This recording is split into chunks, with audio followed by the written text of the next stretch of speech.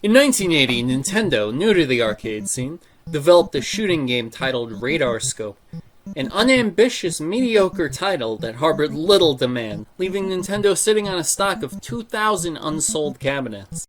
Enter coding prodigy / amateur spelunker Shigeru Miyamoto. See, Shiggy's plan was to repurpose the cabinets with a new game that wouldn't require a change of internal hardware. So he got hard at work making a game based on the classic Fleischer animation character Popeye.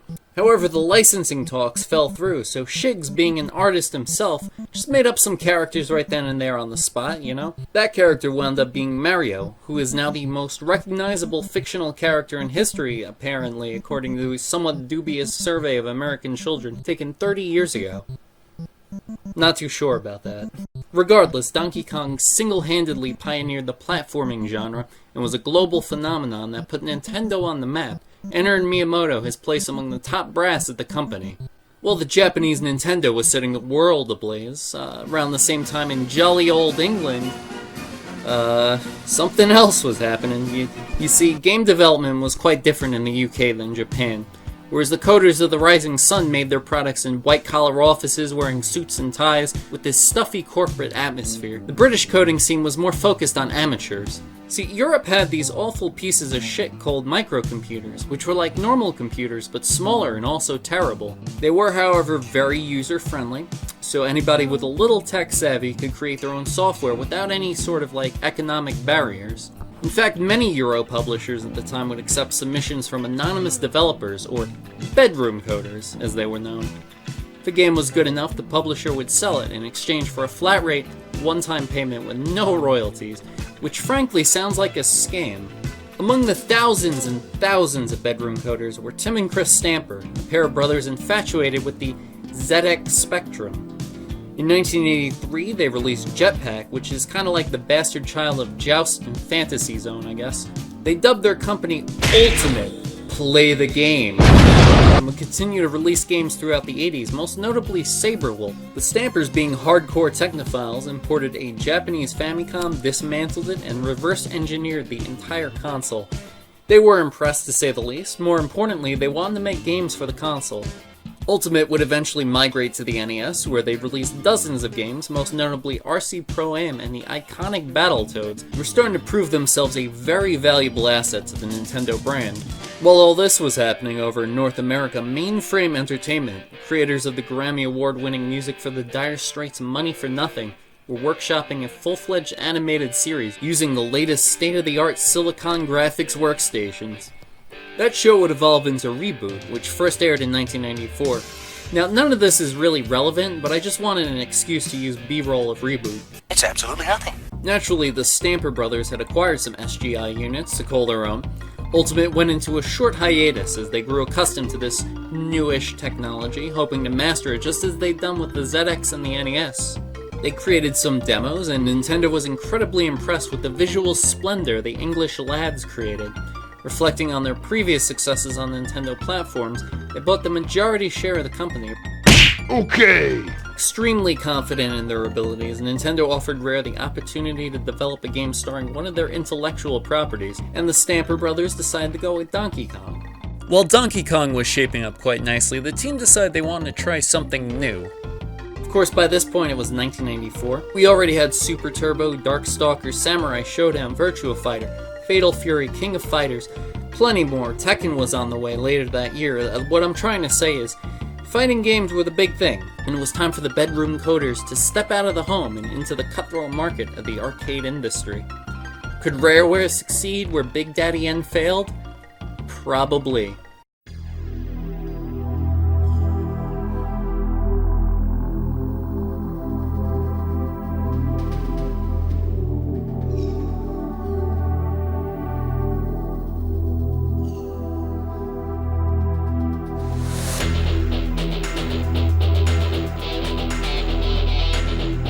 Available for your home in 1995, only on Nintendo Ultra 64.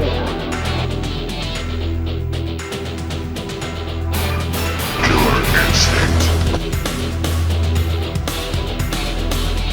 Now, backpedaling a bit, earlier that year, Nintendo and Midway entered a contract whereby Midway could use the patented Nintendo Ultra 64. the basis for their own proprietary arcade cabinets. The idea was to have Midway create arcade games and then effortlessly port them exclusively to Nintendo's home consoles, kind of like what Sega would end up doing with the Naomi and the Dreamcast, as well as like with the STV, the Saturn, pretty much everything that Sega had done for like the duration of their existence. Of course, Rare were ever eager to try new things, was ready to dive headfirst into an industry they barely knew, working on a game in a genre they knew absolutely nothing about. What could possibly go wrong? The team wanted the game to stand out visually, so it was decided that Killer Instinct would utilize the same visual techniques they'd employed to make Donkey Kong Country, by which a highly detailed 3D model is posed frame by frame, then compiled into color-indexed 2D sprites. The key difference here was the flexibility and fidelity afforded by high-end arcade hardware. Now they had far less limitations in regards to sprite and tile size, as well as the amount of available on-screen colors, allowing the game's visuals to flourish. Recent hire Chris Tilston was tasked with most of the game's visuals. Utilizing a cutting-edge motion capture suit, he recorded a vast majority of the movements that acted as the basis for the game's animations. Many of the workers had a glut of characters they wanted to create, but ultimately character designs were chosen based on what special effects they could render in Maya.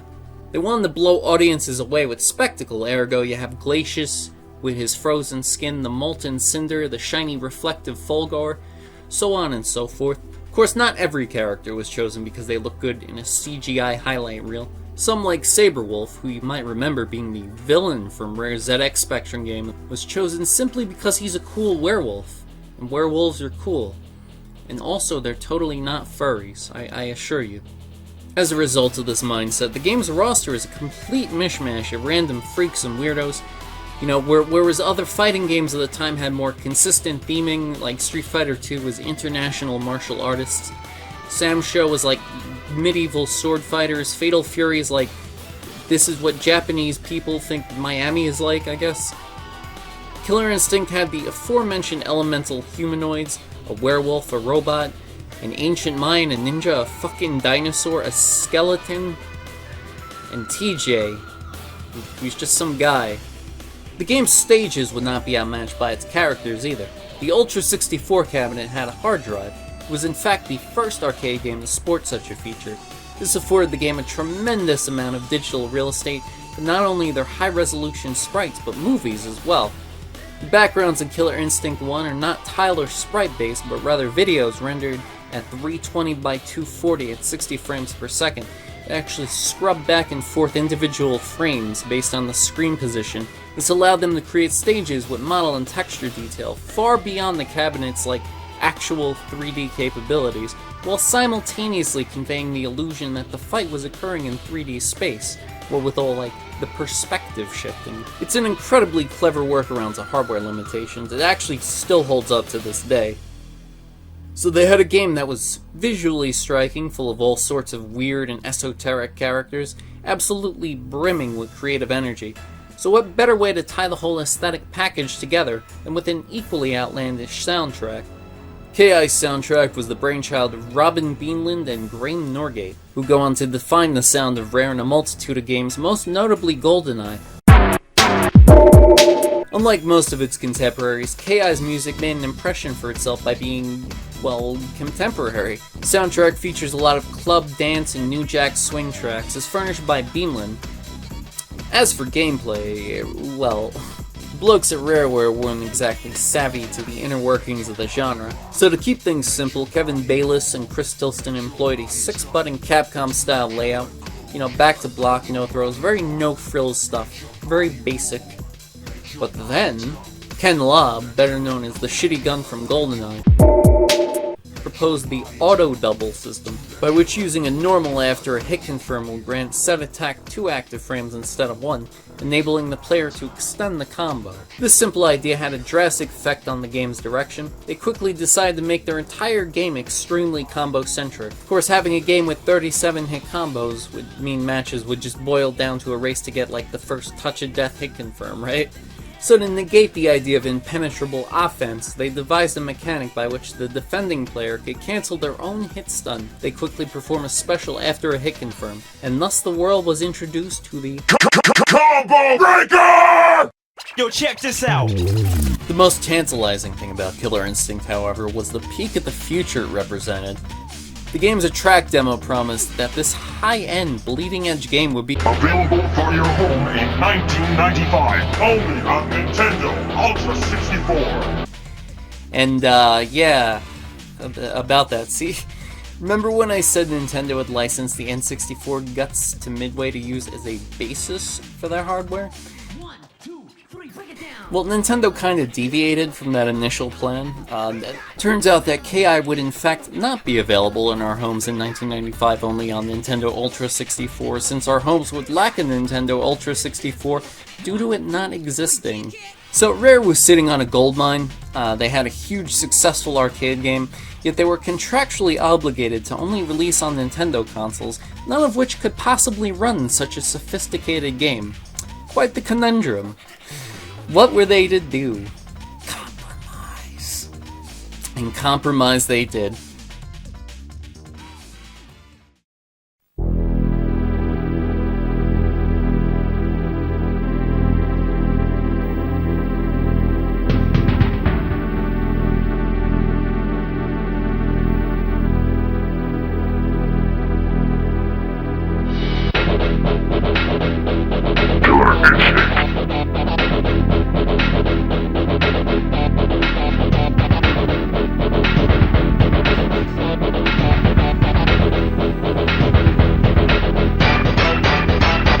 The Super Nintendo port looks like shit, it sounds like shit, the sprites are too small.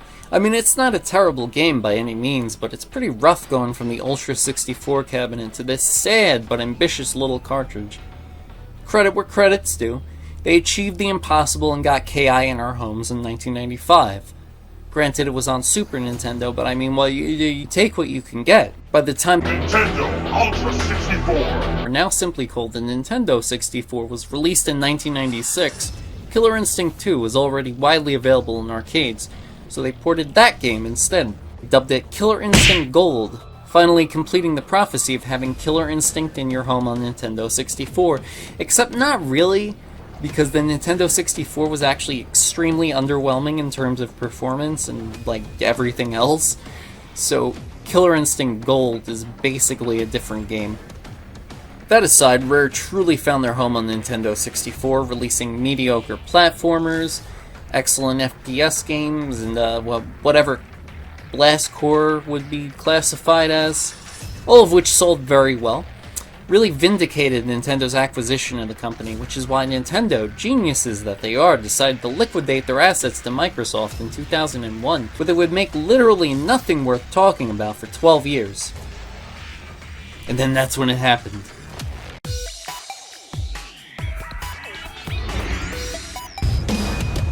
coming to your home in 2013, only on Xbox One! Killer Instinct. After years of nothing but Viva Pinata and Kinect games, Microsoft outsourced development of a new Killer Instinct to Double Helix and Iron Galaxy. The Killer Instinct reboot, released for Xbone in 2013, simply titled Killer Instinct but better known as Killer Instinct 2013, stands as one of the genre's finest games, period. If you want to learn about the development of that game, got this great full-length documentary by my boy Esteban Martinez. It's like an hour and 40 minutes. It's excellent. It goes into mad detail. It's got interviews, the whole shebang. Best of all, this new game, it's got Brash from Battletoads. You remember Battletoads? I brought that up before. Remember that? I said we were coming back to it, and we came full circle. You know, like KI-13. That's like, it's like their King of Fighters, bro. You know, he's got Banjo-Kazooie pants and shit. This is their King of Fighters. Yo, man, who else is in there? Yo, we got the Halo guy, the Halo alien with the energy sword, right? Shit's wild, bro. Yo, they gotta add some more dudes. Yo, who else can they add? I'm struggling to even remember Rare characters. I guess Grabbed by the Ghoulies? That's a Rare game, right? What else did they make? Beats the shit out of me.